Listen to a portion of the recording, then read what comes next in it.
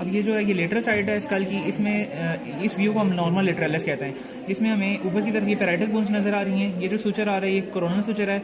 आगे ये हमारे पास ये जो एरिया है ये फ्रंटल बोन का है, और ये जो पार्ट नजर आ रहा है ये टेम्पोरल बोन का पार्ट है। जो टेम्पोरल बोन होती है इससे तीन पार्ट्स होते हैं। एक ये जो फ्लैट पार्ट नजर आ रहा है ना हमें, इसको हम स्क्वेमस पार्ट कहते हैं।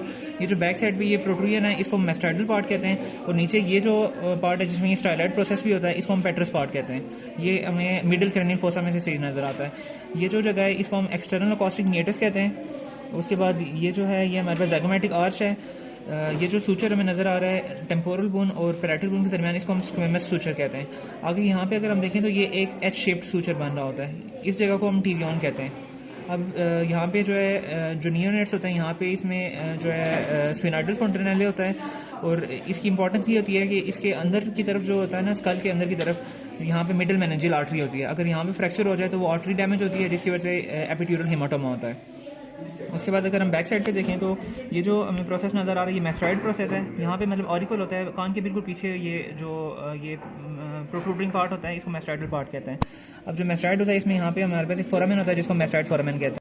इसलिए हम नॉर्मल लेटरलिस पढ़ रहे थे। ये जो पार्ट था हमारे पास ये मेस्टाइड पार्ट था, मेस्टाइड प्रोसेस था। ये यहाँ पे ऑरिकल होता है, ऑरिकल के बिल्कुल बैक साइड पे हमारे पास ये मेस्टाइड प्रोसेस होता है। इसमें एक फोरामेन होता है जिसको मेस्टाइड फोरामेन कहते हैं। इसके बैक साइड पे यहाँ पे ये जो स्क्वेमस सूचर होता है ये आके हमारे पास मिलता है लिम्फाइड सूचर से। ये जो पॉइंट होता है हम इसको एक्सटीरियन कहते हैं। इसके बाद ये जो हमें प्रोसेस नजर आ रहा है ये स्टाइलाइट प्रोसेस है। इससे आगे जो होता है ये स्फिनाइड प्रोसेस होता है। इसके बाद अगर नॉर्मल ऑक्सीपिटलिस की बात करें तो यहाँ पे ये जो बोन हमें नजर आ रही है ये होती है ऑक्सीपिटल बोन। ये जो सूचर नजर आ रहा है ये लेमडा शेप का है। फिजिक्स में जो हम लेमडा पढ़ते थे उस शेप का है, तो इसको हम लेमडाइड सूचर कहते हैं। उसके बाद ये ऊपर पैराइटल बोन्स हैं और ये सैचुरल सूचर है। अब ये जो हमें प्रोट्रूबरेंस नजर आ रही है ये एक्सटर्नल ऑक्सीपिटल प्रोट्रूबरेंस होती है। इससे दोनों साइड्स पे ये जो लाइंस हमें नजर आ रही हैं सुपीरियर न्यूक्लियर लाइंस होती हैं।